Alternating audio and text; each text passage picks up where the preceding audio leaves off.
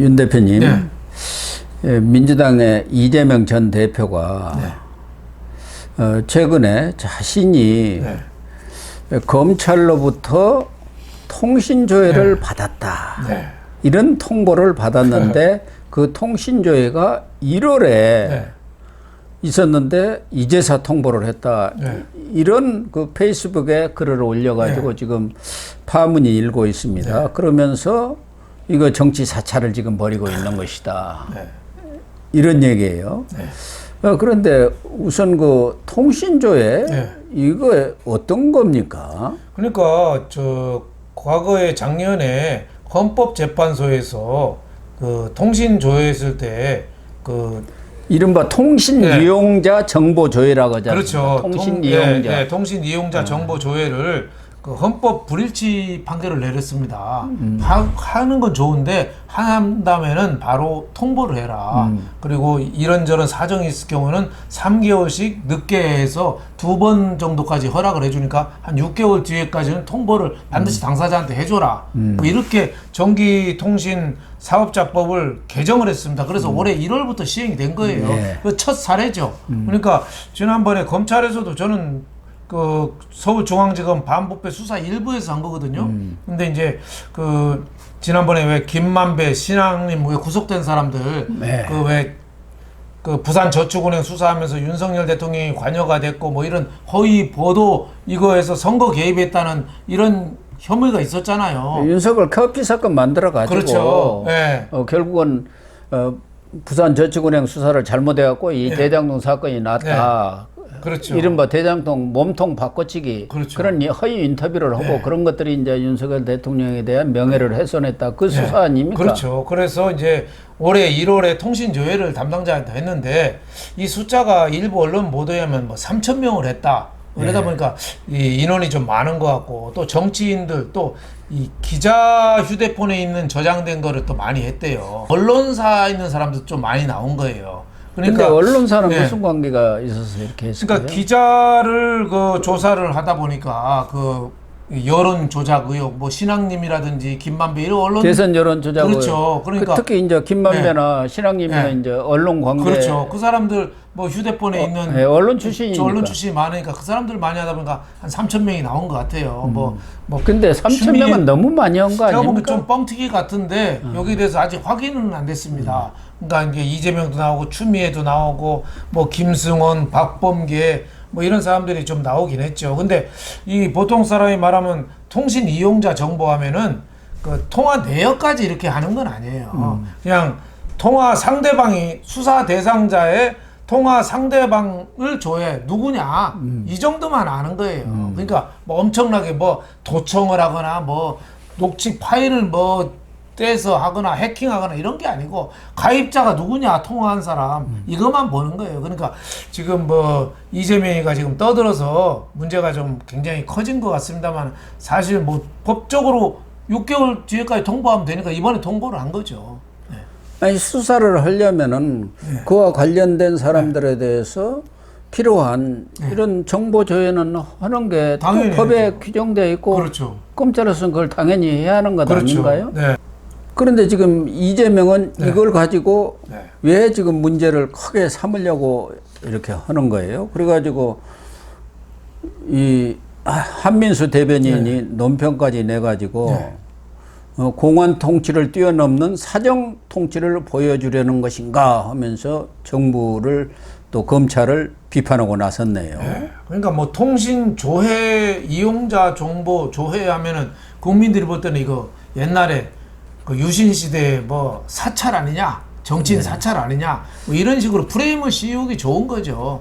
하지만 이걸 갖고 그렇게까지 한 거는 좀 지나쳤다. 그리고 올해 1월에 조사했는데 4월달에 또 총선이 있었잖아요. 그러니까 검찰에서 좀 조심을 한 거죠. 그렇다고 봐야 되는데 민주당이 저렇게까지 한 거는 좀 뻥튀기한 좀 소질이 있다.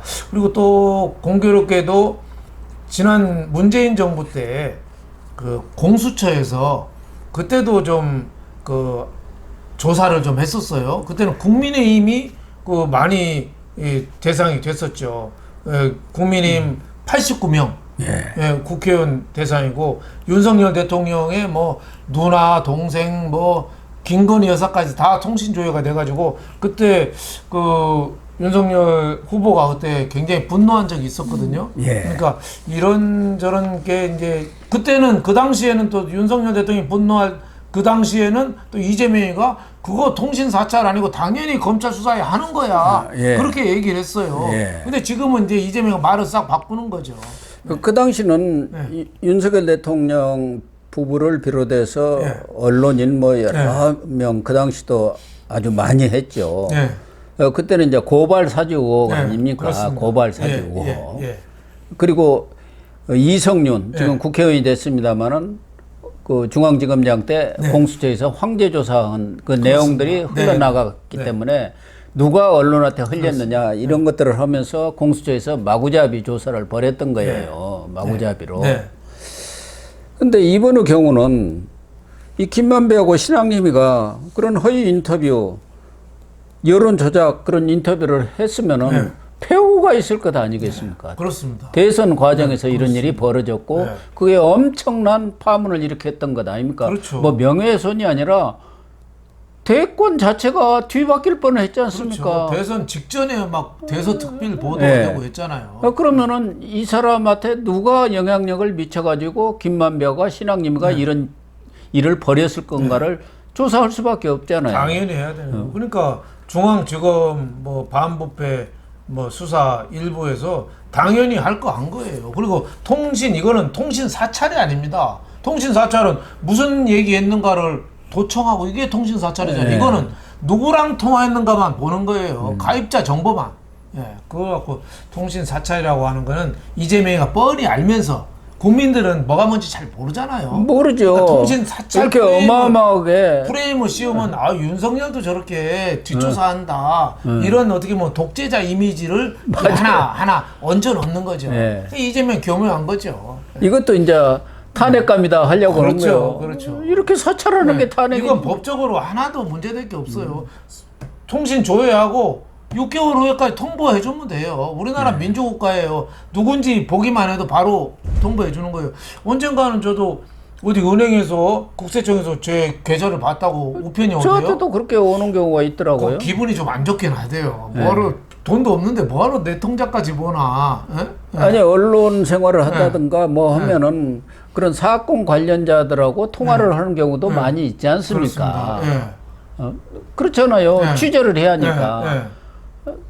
또 뭐 어떤 지위에 있다 보면은 그런 관련자들하고 뭐 이렇게 만나는 경우도 있고 그러다 보니까 이제 그런 조회도 하고 그런 것 같아요. 그래갖고 참고인 주소로 나오라고 거기도 오고 어디서 그렇게 만나서 식사를 했다는데 나오세요. 와서 참고인 조사를 받으세요. 뭐 그러기도 오고 그래갖고 가보기도 했습니다만은 어쨌든 이 대선 여론 조작 사건 이것도 사실은 검찰에서 수사를 하고 있다는데 뭐 결론이 나오는 것은 별로 없는 것 같아요. 하긴 뭐 김만배하고 신앙님이는 구속을 시켰습니다만 이런 게 저 닉슨의 워터게이트보다 더 큰 사건이거든요. 이 두 사람이 문제가 아니라 지금 중요한 것은 누가 배우냐 이 사람들이 왜 그런 일을 벌이냔 말이에요. 그 누구랑 짜고 그랬겠어요. 김만배가 김만배는 자기 돈 챙기려고 한 거 아니겠어요? 근데 그거 비호 세력이 누구겠어요?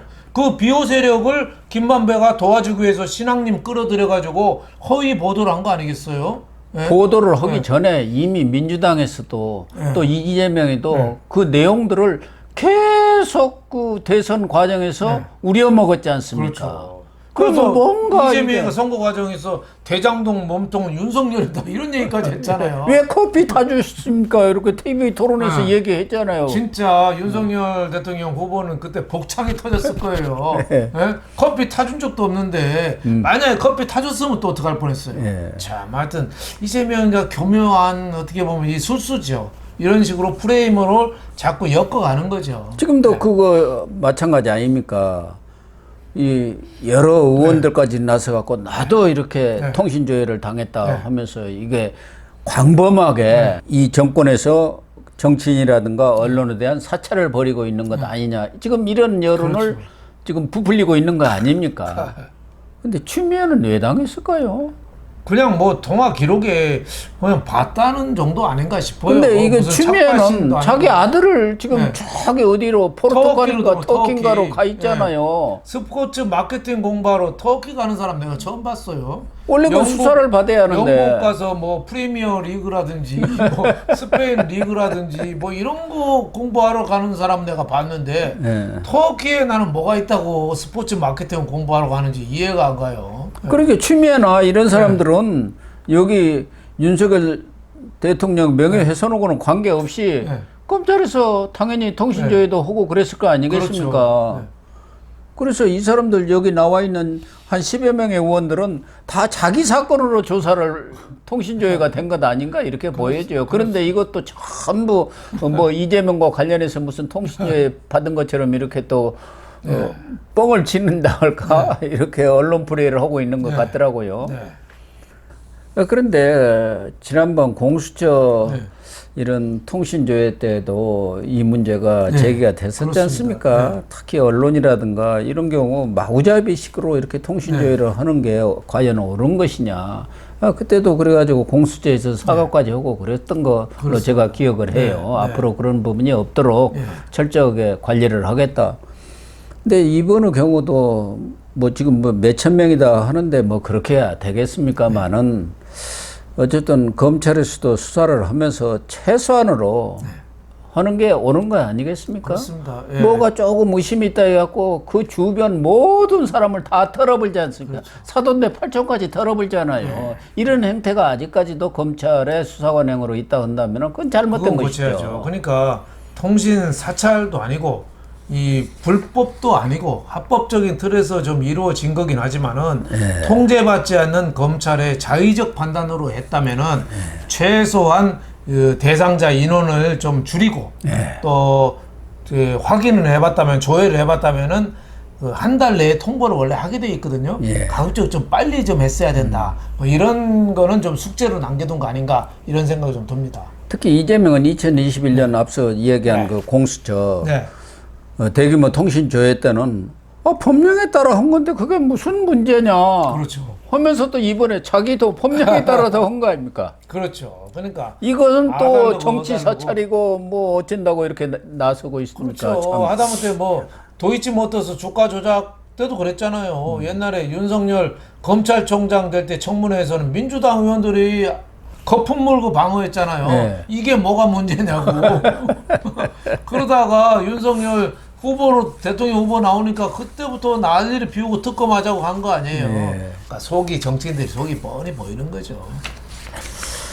어쨌든 이 통신조회 이 이재명 측에서는 이걸 좀 여론화 시키려고 그렇습니다. 하는 것 같은데 검찰에서도 내용을 좀 소상하게 설득력 있게 좀 설명을 해서 그렇습니다. 국민들이 오해가 없도록 해야 할 것 같아요. 그럼요. 그냥 단순히 우리는 수사당의 필요에 의해서 이렇게 했다 이렇게만 해갖고는 국민들은 뭐 그 내용을 어떻게 합니까? 야당이 얘기한 대로 그건 마구잡이로 정치인들, 언론인들 이렇게 통신조회 하면 되느냐 이런 인식을 가질 것 아니겠습니까? 그러니까 이 정치인도 그렇고 이 공무원들도 그렇고 자꾸 설명을 해야 됩니다. 지금 영국에서도 뭐 사람이 죽었는데 그걸 뭐 그 이슬람 이쪽에서 뭐 죽였다 이런 괴소문이 나가지고 온 나라가 지금 영국 같은 민주주의 선진국도 지금 난리가 났잖아요. 그러니까 가짜 뉴스가 완전히 지배를 해버려요. 가짜 뉴스를 막는 방법은 없습니다.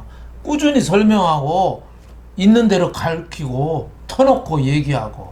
한동훈 대표가 얘기했죠. 더 설득하고 더 그렇죠. 설명하겠다.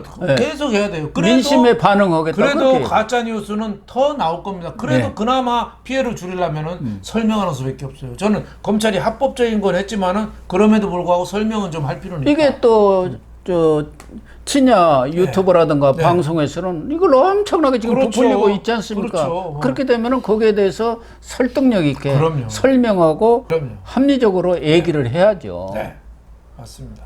그런 부분들이 이 정부 들어와서 아주 부족한 것 같아요. 그럼요. 그러니까 불통 정권이다 이런 얘기가 나오는 거예요. 우리가 옳은 일을 하기 때문에 뭐 좌고우면하지 않는다. 이거 굉장히 위험한 발상이에요. 옳은 일일수록 그거를 실현하기 위해서 더 많은 소통이 필요하다. 이렇게 볼 수 있겠습니다.